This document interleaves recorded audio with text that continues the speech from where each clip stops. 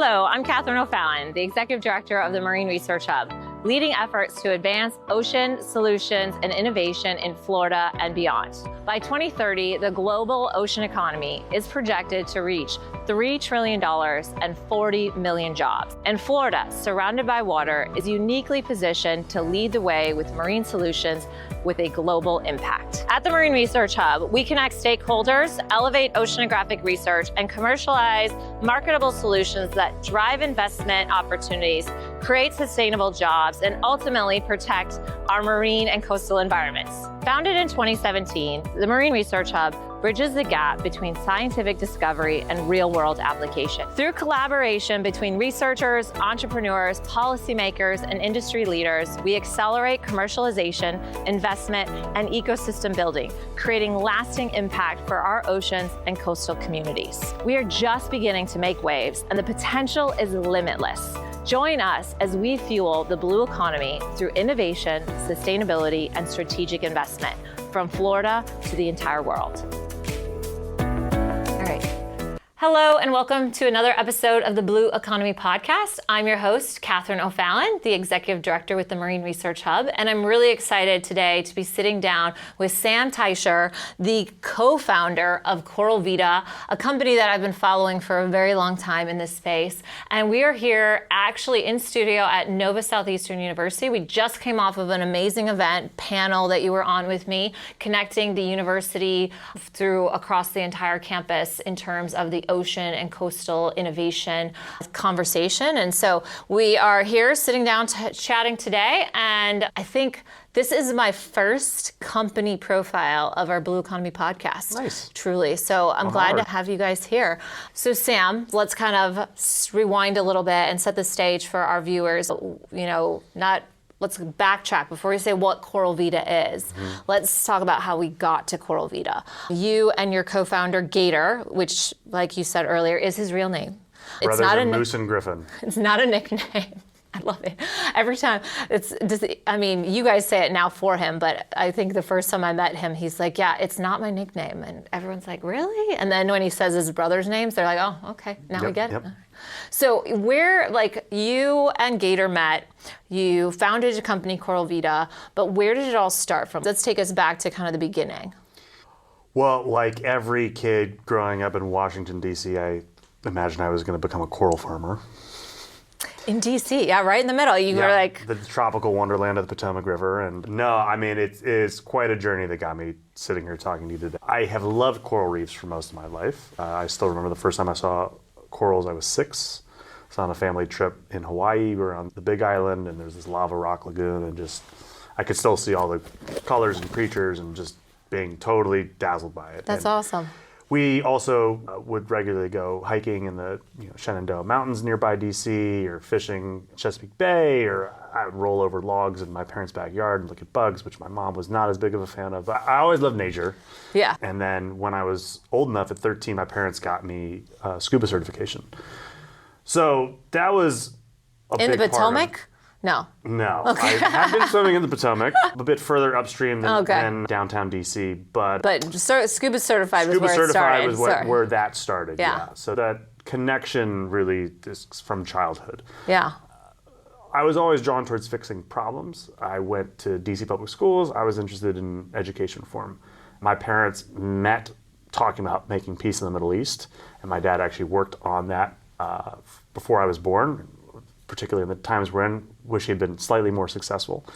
But still, he really dedicated himself to that. So this belief that you can make the world a better place was something I also got from my parents. And when I got to college, I was thinking about all the 18 things I wanted to do and couldn't decide on any of them.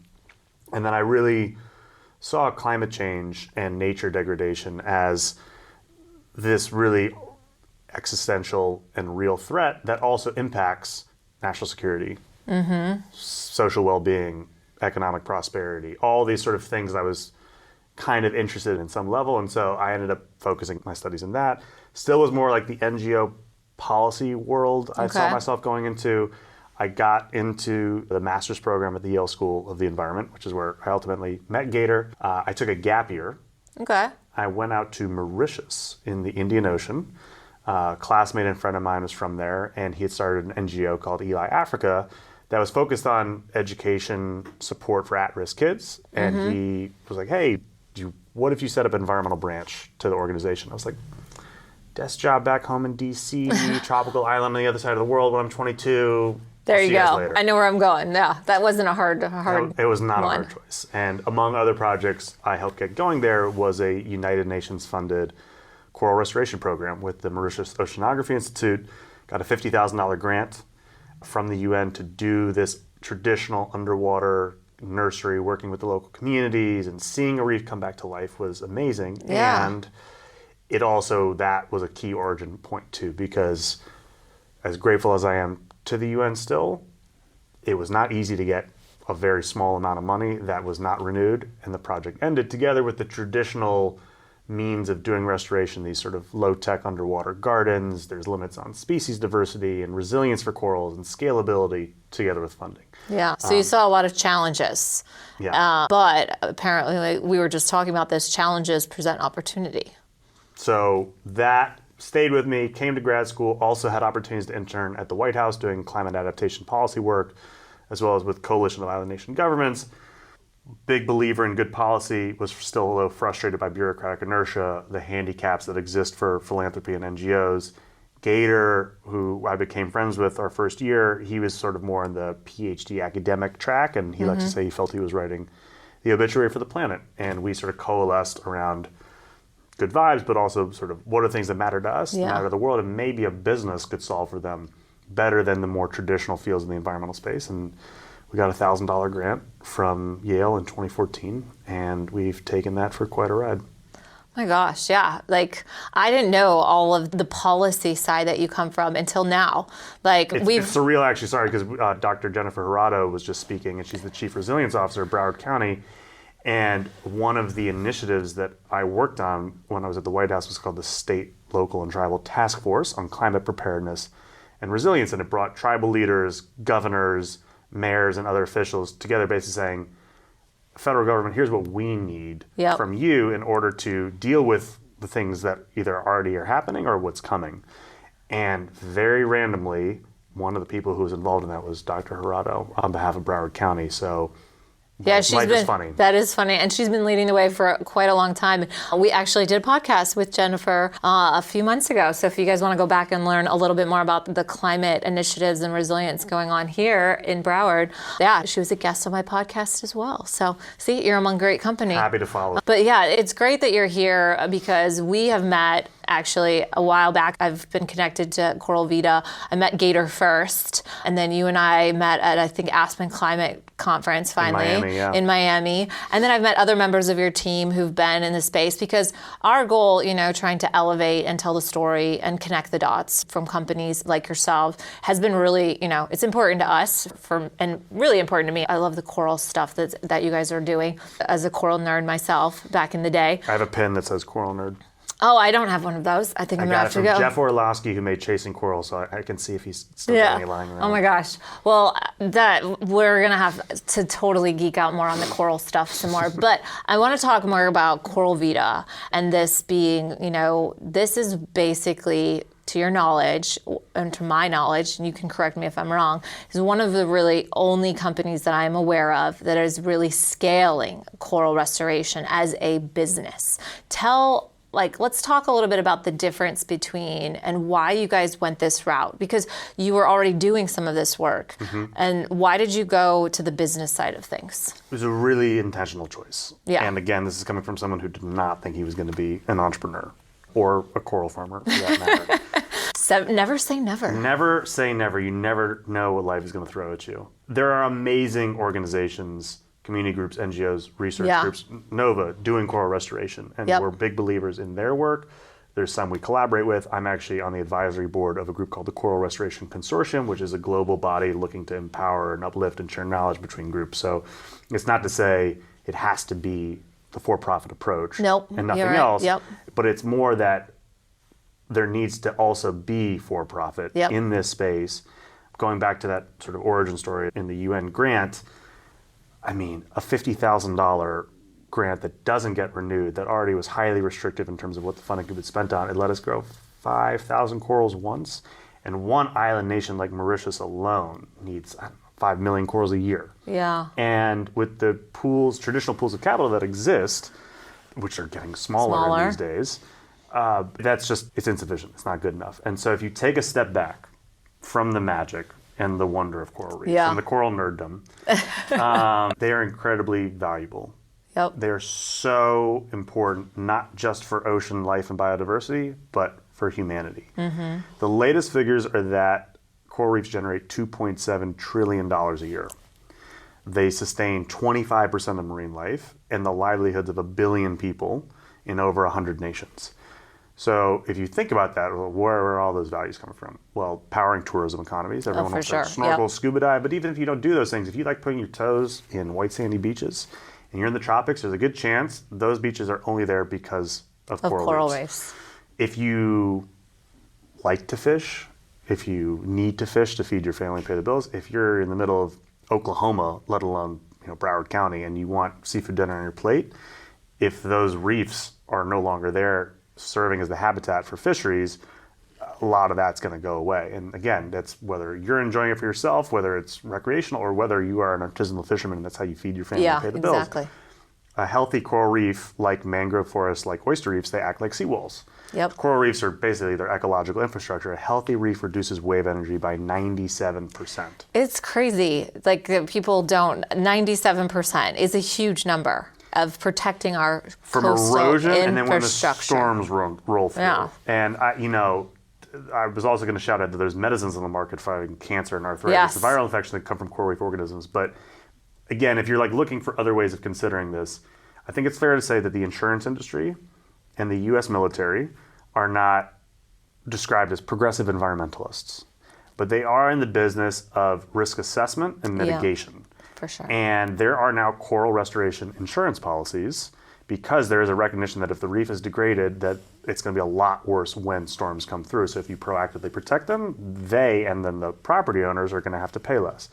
DARPA, the R&D arm of DOD, had this program called Reef. Oh, yes, I know. It was here. It was being led down in South Florida, University of Miami. Yeah. And in Hawaii, they were doing, it was kind of there was, I think, 3 different areas that they were really working on with the DARPA project. Yep. So tell our listeners I love when the military more. uses puns, refense for defense. And what they're looking at is that traditional gray infrastructure, concrete seawalls and boulders and whatnot, they're expensive. Yep. They don't have a long shelf life.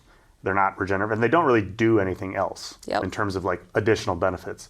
Whereas they recognize, okay, if we protect and then also restore coral reefs or build artificial reefs and put corals on top of them, you're basically creating a living seawall that is going to regenerate over time, reduce erosion, better protect against storm surges, not to mention then biodiversity benefits and all these other spillover effects. So there's tremendous value with coral reefs and with nature.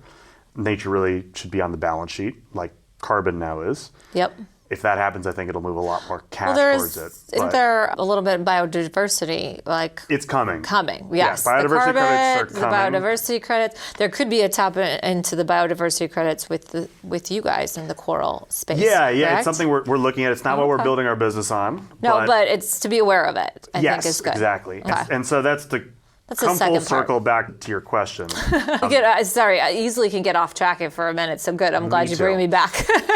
Reefs are valuable. Yeah. They are also dying. We've lost half the world's reefs since the 1970s. In places like the Florida Keys, it's over 95%. Yeah. And we're on track to lose globally over 90% of what's left. That is a tragedy, but that is also a socioeconomic catastrophe. What happens if trillions of dollars of value disappear? What happens when 1 billion people can't feed their families or pay their bills and their homes are underwater? You're worried about refugees now. You want to go on that vacation, you want to have those experiences for you or for your kids, they're not going to be there. And so entire economies, entire coastlines, entire nations are tied to the health of nature and of coral reefs. So what we did with the for-profit approach is thinking, okay, instead of grants and donations, let's harness that value and actually create a revenue-based model that can then fund large-scale impact. So instead of 5,000 corals once, let's grow 5 million corals annually in one country. Let's actually galvanize this restoration economy. So the 3 pillars to the business at the simplest level, we sell restoration as a service, we license proprietary technology and expertise, and we relocate corals from impact zones. So working backwards, when there's going to be coastal development, more often than not, corals are in harm's way. Sometimes no one does anything to protect them. We want to ensure that if development is going to happen, and if it's happening for sure, that we can ensure those corals have the best chance of survival and hopefully get the people, the port authorities or the dredging companies or whatever, to then pay for additional restoration work too. So relocating corals, we have tech. Our main system's called Brain Coral. Could spend a whole podcast talking about that. Yes, we may have to come back to that one. We use it internally, long story short, to do a better job of growing corals and doing restoration at cheaper cost through computer vision, AI, field-based tools. We also license that tech to other coral restoration practitioners. And then restoration as a service. So if you are a hotel, a developer, a government, a coastal property owner, you rely on the benefits of reefs, you can hire Coral Vita to restore those reefs. And then we grow corals in these land-based farms. We use methods to strengthen the resilience to warming oceans. We grow them in months instead of decades. The farms themselves, as we grow corals to service those contracts, are both tourism attractions. So that's another way we fund the business. People pay to visit the farms like they're aquariums. They're also education centers for local communities. We partner with local NGOs. We hire from the areas we work with as much as possible. And then the last piece is we do adopt a coral campaigns. Yes. Both with individuals' birthday coming up or holiday, but we also work with nature positive brands. So we've restored a Corona beer reef. A London-based streetwear company called Broken Planet funded a 6-figure restoration project. So looking at how companies, even if they don't have a direct interest, whether it's mission alignment, whether it's legal obligations, whether it's a marketing opportunity, a lot of people are trying to be carbon negative, more and more trying to be nature positive. So the idea is we generate revenue, we can fund real impact. Fund real impact is what we need given the threats we face. Yeah, and the scale of what needs to be done, like you said, it needs to happen at a much faster pace than what we're getting to right now. So let's talk a little bit about the scale and what you guys have done so far, because you're based in the Bahamas, that's where you started, but that's not where you guys are just at now. So with all those, the kind of the 3 pillars of what you're working on right now, where are you doing work? So first farm launched in Freeport, Grand Bahama. It's still going. That was home for 6 years for me. Gator's still down there, as is the rest of the team who's locally based. We now are working in Saudi Arabia. The Red Sea has got some of the most important corals in the world, and the Saudi government, not only locally for their own restoration efforts, but actually to support restoration work around the world, is putting a lot behind this. We did a pilot farm in Dubai as well, and this year we are launching a second facility in Saudi. We're launching our first operations in the Maldives, as well as here in Florida. We're finally coming back home to the United States, as well as relocation work or tech licensing that we've done in different islands in the Dutch Caribbean. So we've got 40 staff members and growing. We raised last year the world's first ever Series A for a coral restoration company. We're proving out the business, and then most importantly, together with the revenue streams, together with the community-based work that we do, we're seeing good impact in the field. So again, ask me in a few years what these stats are, but 1 year out in Dubai in the pilot project, throughout the corals that have been outplanted going through near record temperatures last summer, in December 2025, we measured 96.6 coral survivorship across 11 species. That's amazing. And just to be transparent, like in the Bahamas, one of our restoration sites, one of them has 95% after a relocation project after almost 4 years. Another one has 30% survivorship. Okay. I want that number to be closer to 70, 80, 90%. But one is that, general rule of thumb, if after a year in normal conditions, 30 to 50% survivorship, that's actually, in the average range. That was 30% after a massive global bleaching event, spike in temperatures. Yeah.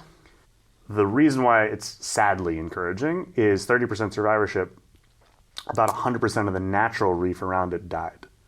So there's actually 30% more corals through our work than had we not done it. So there's a lot more research needed, and other people are doing this type of research in terms of how do we stress harden the corals to toughen them up, but we are already seeing meaningful real-world results of our efforts to grow more resilient corals in multiple geographies. And then again, since we won the 2021, we won Prince William's Earthshot Prize. So since then, we've grown over 150,000 corals. I mean, I want that to be 150 million corals, but we're seeing, again, scale, measurable, transparent impact, and growth as a business, again, proving that oceans and coral restoration are investable. Yeah. So let's talk for a moment about some of that data and that transparency piece. I know we're not going to be able to get into the brain coral like crazy in depth, but I do want to give a glimpse into that about the scale up, because for a lot of people who don't understand coral restoration, when you're land-based, it is pretty labor intensive. If you're trying to do all the monitoring and collecting all the data, managing that data is one thing, to be able to show those numbers and give that validation. But you guys came up with something really unique, which is the brain coral. That is, I think, one of the coolest pieces. It was last year's Time's Best Invention. It's one of Time Magazine's best inventions of 2025. Exactly. So let's talk about brain coral a little bit and tell us why that is has that been a game changer? Has that been a big leap in what you guys have been able to do? And what does this do, and where do you see it going? Well, yeah, so to explain what it does, to give folks more context. Yes. So again, we do underwater coral gardens, but we primarily grow our corals in land-based aquaculture parks. Yep. So you imagine these tanks, we're pumping seawater through them. Again, it gives us a lot of benefits. One is we control the parameters, the temperature, the salinity. We like to say we can give corals a spa treatment, or we can take them to the gym. So we can make it the way they like it, to grow faster, to reproduce, make coral babies, or we can mimic future ocean temperatures, stress harden them, identify which ones are naturally more resilient, crossbreed them together. I'd love to dive, as I mentioned at the beginning, but growing corals underwater is a lot more labor intensive. Mm-hmm. If the weather's bad, you can't get out there. If there's a storm or a bleaching event, your corals are at risk. So the land-based farm also, you can walk right up to the tanks. So there is greater accessibility, and also you can have a single farm potentially supply an entire region or nation's reefs from a sort of centralized coral factory. But there still is a lot of data you have to collect. Yep. And so if you imagine traditionally, you're going up to each of these tanks and thousands, tens of thousands, hundreds of thousands of corals, and you're taking photos by hand, and you're typing through spreadsheets and what the growth rates, which ones are dying, which ones are healthy.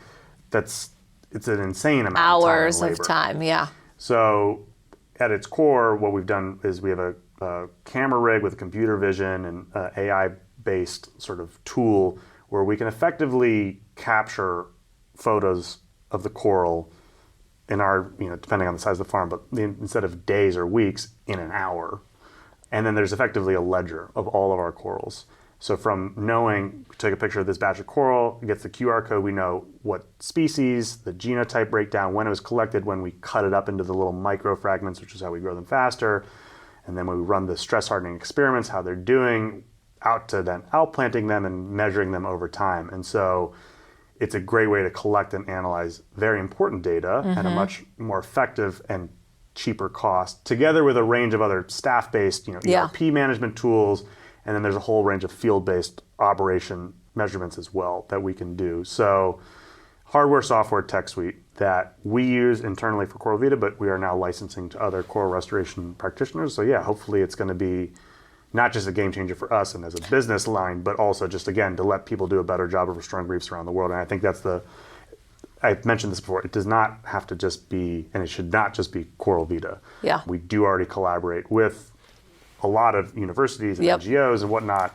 So whether it's our farms doing the restoration work and our teams, whether it's our tech powering other people's work, or whether we have nothing to do with it, but we've shown that you can sort of have these scalable, revenue-based approaches that other people can use as a roadmap, then that's the mission getting fulfilled. Yeah, and you guys are very much a big part about collaboration and working. I mean, just the fact that the grant that you have to be back in Florida is with Florida Atlantic University. We're sitting here at Nova Southeastern University. You work with their coral practitioners here, talking about new opportunities. One of the first land-based coral farms I ever saw actually was when I was still in grad school, was here at Nova. And that's part of the whole journey. And like you said, everything kind of is coming back full circle in this opportunity. So with that being said, I mean, we have a huge project here in Broward, Port Everglades navigational deepening and widening project that also includes a huge suite of mitigation. Almost 50% of the budget is mitigation and relocation and things in the coral field. How do you see everyone in this space, including Coral Vita, kind of coming up to meet the challenge for it to be done the most environmentally friendly way? I mean, it's going to have impacts, but how do we make sure that it is done? Nobody wants to see our corals go away, but there's also that economic opportunity, that the economics of where we live. So how do you see Coral Vita and all of these amazing coral practitioners, including NSU and FAU, working to really make sure that this is done in the environmental way that's going to actually take care of our reefs and grow more corals? Like, we could really ramp up the coral production here in Florida. So can you touch on that for a second? Yeah, fortunately, I have a very simple answer for that. What's that? I don't. Well, how do you see us all working together? Well, it's an important question. Again, Yeah. This is one of these things where, like, weighing, when and should development happen. Yep. And if it is going to happen, then, okay, how do you ensure it's done the best way possible? Yep. And so if Port Everglades is moving forward, and, there's a lot of very serious coral experts, scientists, government officials who've thought for some time to ensure that, again, if this happens, that we've learned from past mistakes and avoid them so that as many corals as possible are protected, and that it hopefully, again, leads to additionality with restoration work. So, yeah, I think the numbers change, but it could be like 1.5 million corals. It would be the biggest coral relocation and restoration project in U.S. history, if not the world. So, yeah, I mean, you're dealing with local communities, you're dealing with scientists, you're dealing with the government, federal, state, county, Port Authority. Yeah, there's a lot of players. There's a lot of players here. And so that's, again, where I think hopefully data transparency is a key part of it, because if you're able to really show, as opposed to just make major approximations around the health of the corals and what's been done, maybe there's an opportunity for brain coral to play a part in that. Maybe our production-oriented model can help supply a lot of corals for the restoration work, or the work we've done with coral relocation in the past. But doing that, again, hand in hand with the other coral restoration practitioners who are already here and well established, it would be a huge team effort, and it would have to be a team effort. There's no way around it. That number of corals nobody has ever done, like you said, could be considered the largest coral restoration. But I think you hit the nail on the head in terms of the data and the transparency that is going to give everyone the sense that this is being done. Scientists, regulators, the local community, making sure that's clear, I think, is a key piece of it. Yep. Together with, again, the various approaches for achieving scale. Yeah. So, yeah, it's a fascinating thing to consider, and it has to be done the right way and the best way possible. And I think everyone, Port Everglades is one of our partners and sponsors. Joe Morris was sitting down with me for a podcast that's about to come out soon. And from everyone wants to do the things the right way. It's like, but like you said, it comes down to the point where we're starting to talk about, the infrastructure needs versus the environment. How do we make sure that we are doing it in the best way possible that is going to be hopefully a win-win for everyone, and really hopefully a win for the coral and the restoration moving forward. So I mean, it was the panel we were on. It's interesting to be a social entrepreneur. A lot of times you're a traditional entrepreneur, you're product market fit, customers, and that's the core of it. And for us, again, we are a business, so we do have to think about the financials, but we're also dealing with science. We're dealing with R&D. We're dealing with local community engagement and empowerment. We're dealing with government relations and advocacy. We're dealing with relations with other scientists and practitioners. We're dealing with nature and biodiversity in its own right. And so, from what we've done in the Bahamas, we work with the government of the Bahamas, we've worked with the cruise lines, we've worked with the local scuba shops, we've worked with the fishermen, we've worked with the regulators. And so I think with a lot of the work we do, but also things like Port Everglades, there's so many dots to be connected and to be managed well and to have that sort of relationship-oriented approach. Yeah, it's just something that also comes to mind when you think about these things. And I wear many hats at Coral Vita, and most of them are not your sort of just traditional standard business approach. Well, and I think going back kind of to what we were talking about on the panel with being a social entrepreneur and really looking at the business side and telling a story, I think this was something we talked about before, and that you aren't if you are going to be an entrepreneur in this space, you can't look at anything traditional. Like, you have to kind of be outside the box on pretty much everything. We're building a company, and we're building a market as we build a company. It's like building the plane as you fly it. Yeah. When you're also like people to know you could fly in that area. So it's fun, but it's also got its challenges, and that's also what you got to do. Yeah, and so think about so as you guys are, scaling up, I mean, you just got you said it earlier, one of the largest rounds you just did, your Series A, 8.2 million investment from Builders Vision. Builders is the lead, yeah. We're the lead on that round. You mentioned you're going to be doing another round pretty soon as well. We have an open $2 million strategic round right now, yeah. So never stops. It's just, for people who aren't in this space and kind of looking at investing in this space, what are you telling people, or what are you hearing in this space? Because you said it earlier, it's not a traditional VC or venture capital person who's kind of investing in this space. It's really that social impact. There's more philanthropic. What's kind of the word around investing in the spaces like this right now? It's fascinating. It's fun. It's growing. There are so many more ocean investors than when we got started. There's so much money going into coral restoration and other forms of ocean protection, restoration, well beyond just ecosystem stuff since we got going and were incorporated in 2015. I mean, from Coral Vita's perspective, just to sort of use that as an example, we have a pretty diverse cap table. So capital table, for those who don't know, that's who's invested in your company. Yep. We do have a couple VC funds. We also have family offices. We have high net worth individuals, aka rich people that love the ocean. We have foundations that have invested through what are called program-related investments. A lot of people don't realize that some foundations actually can invest. They don't just have to give away philanthropically if it aligns with the mission. So we have, National Geographic explorers. We have Max Scherzer, the future Hall of Fame baseball player. He and his wife, Erica, love to scuba dive, and they've been repeat investors in us since 2016. So I think, you are seeing more of the classic fund structure coming in. We have funds out of Norway and India who invested in our last round, as well as France, together with Silicon Valley. But, what was really, there's two things that are amazing about the Series A. One, again, it was the first time that's ever been raised for a coral restoration company. A Series A is a pretty fundamental milestone for a startup. Most startups, I don't know what the latest stats are, people probably pull me up on this for being wrong, maybe like 90% of startups don't make it to Series A. It is definitely when things become more serious. Yeah. Less out of just I like what you guys are doing. It's more like, okay, I need to see a lot more real stuff. There's a lot more accountability and measures put into place.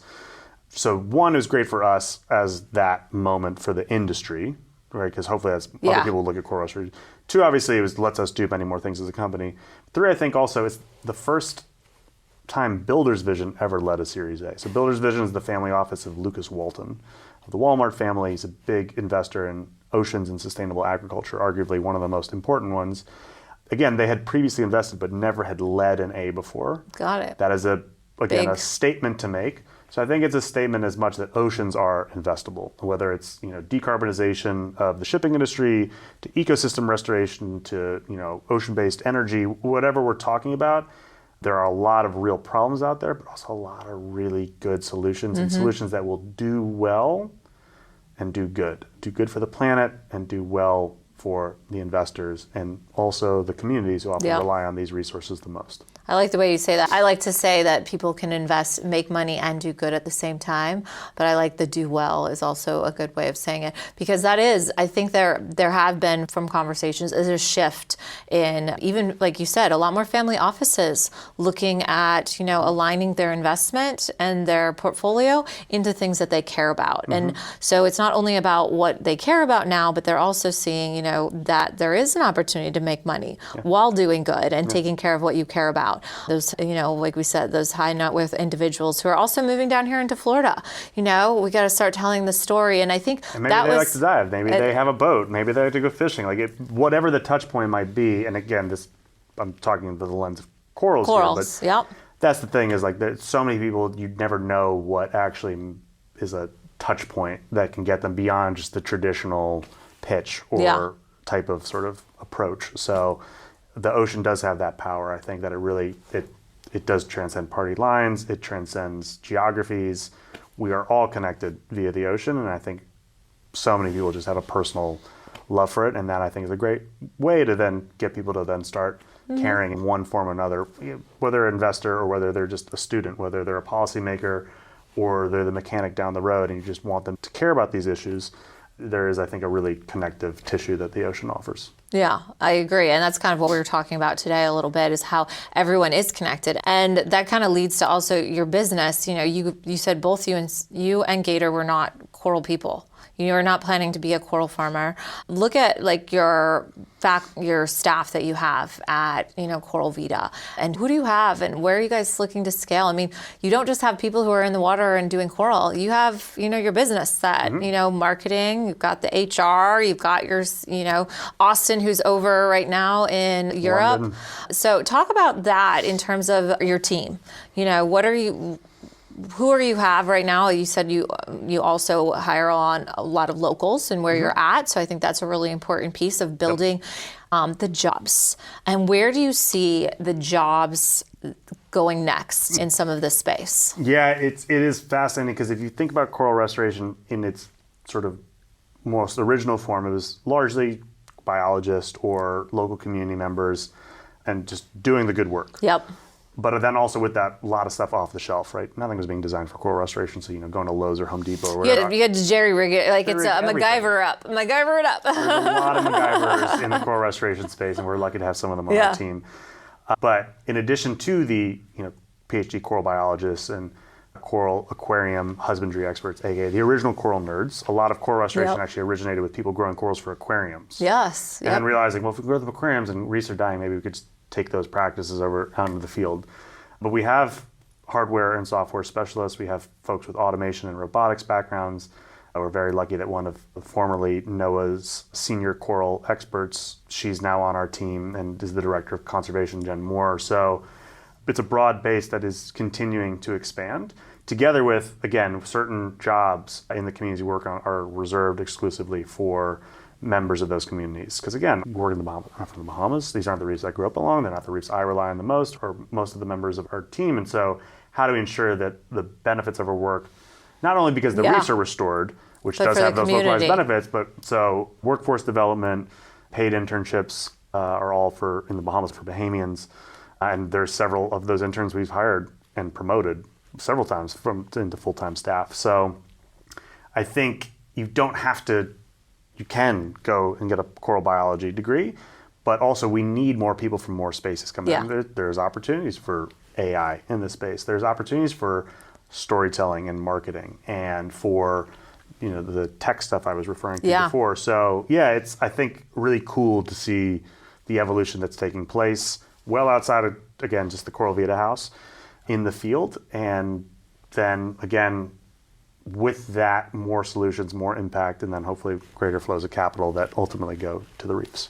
Yeah, for sure. And I think that is such a huge piece, because people do have this idea of a blue economy company, the environmental company, that it is all just the science.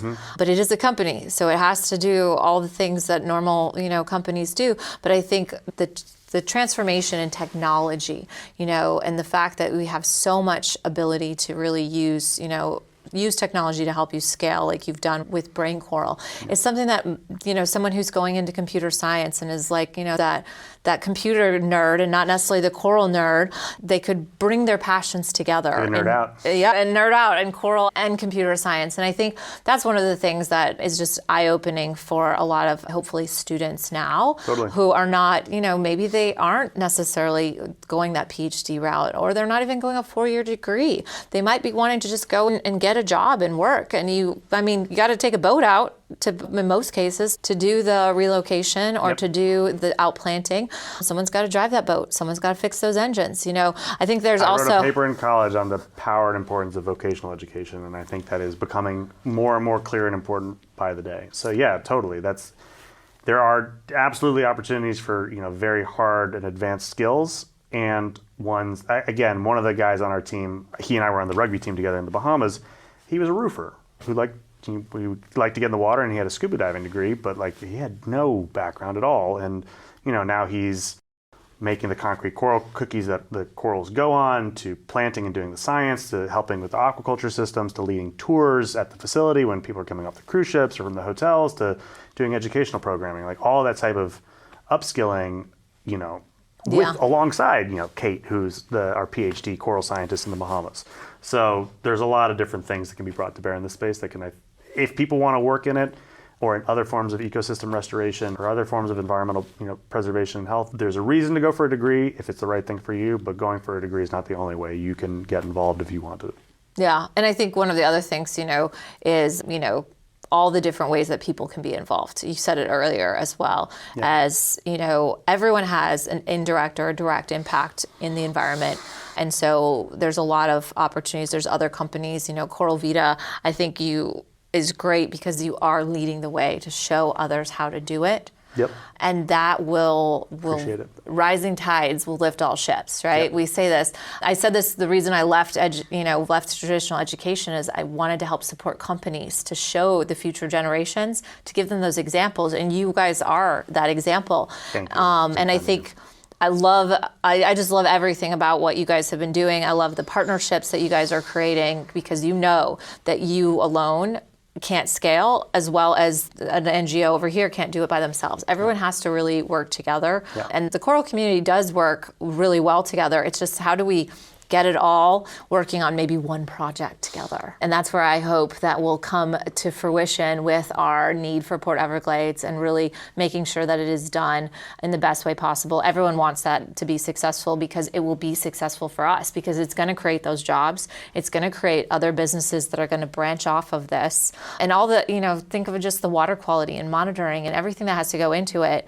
I think it's just a unique time for us right now that I am just super excited to be a part of. And so as we kind of wrap up this session, I feel like I'm going to need to come to the Bahamas, first of all, because I want to see it in action. Round 2 at the Coral Farm? Round 2, and when we can talk more about the science and the microfragmentation and talk more about, the AI technology that you guys are using, because there's a lot in the genetics piece that is really taking off right now that a lot of people don't know about. When you talk about those heat resilient corals, the ones that are going to withstand the temperatures, you're learning them and developing them at the same time, like you said, flying. Well, we didn't talk that much, and I don't want to take too much time on this subject. But again, our focus is taking native corals and then identifying which ones are naturally more resilient. Gotcha. And then also taking steps to stress harden them. There are people looking in other places on everything from CRISPR gene editing to deploying reflective slicks over the water when it gets hot so that the temperatures aren't as warm underwater.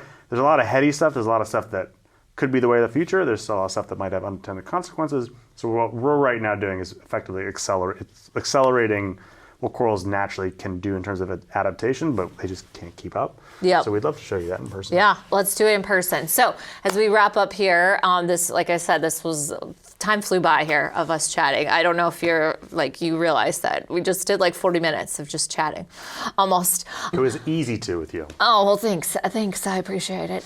But anything you want to say, leave our audience with a last little nugget of information, or where can they learn more? Coral Vita's website is up there. I think we have a link on our website as well. We probably have to update the little trailer video that's up there. But anything you want to leave with the audience of next steps, what they can do, how they can get involved? So, I didn't mention this, but just as far as a fun fact, in case folks didn't know this, coral is an animal that has plants living inside of it that makes rock for its skeleton. It's a pretty cool 3-for-1 as far as just life forms go, together with everything else we talked about and how important they are. So look, at the end of the day, if you just learn something, that's great.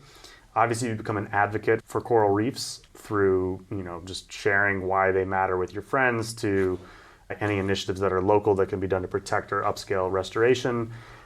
And then if you're really stoked, come to the coral farms. We have a farm that is open for tours starting again this summer. We're doing some upgrades right now. So summer 2026, it'll be back online. But anywhere else we operate, come visit. And you can adopt a coral if you love what we're doing too. So if you go to our website, I know some people who have. We appreciate everyone who does it. Every coral makes a difference. So coralvitaco.co. or at Coral Vita Reefs across social media is where you can follow us, learn more, sign up for the newsletter, any of that. And if you're an investor who's looking to invest, there's a series out. We got an open round right now. If you're working at a company, whether it's yachting or scuba or has nothing to do with it, but you love what we're doing, we work with brands and we work with policymakers and we work with everyone to try and keep the reefs that sustain us all alive for the future. That's awesome. Well, thank you, Sam, for joining me. And I am definitely going to hold you to it that we are going to do our next podcast in the Bahamas, because I definitely want to get out there. I don't know if my board members will sign off on. We could do a board retreat. We've hosted board retreats too, so maybe I need that one. All right. Well, thanks, Sam, for sitting down, and thank you for joining us while we were here in South Florida. And for those of you who want to follow us and learn some more on the Blue Economy podcast, like and subscribe, and go back and watch some of our old episodes, and then keep an eye out for some of our new episodes, and hopefully maybe the next one in the Bahamas with Coral Vita and the team. So thanks, Sam. And thank you. For the rest of you, have a great day, and we'll see you soon. If your brand belongs in the heart of the yachting world, this is where it happens. Yachting International Radio reaches over 1 million yachting professionals and enthusiasts every month, with 77 million impressions, 220,000 social followers, and 74,000 podcast subscribers. Our hosts are insiders, crew, captains, CEOs, trusted voices shaping the industry. This is targeted, high-impact advertising in a luxury niche. Visit yachtinginternationalradio.com/advertise. Your audience is already listening.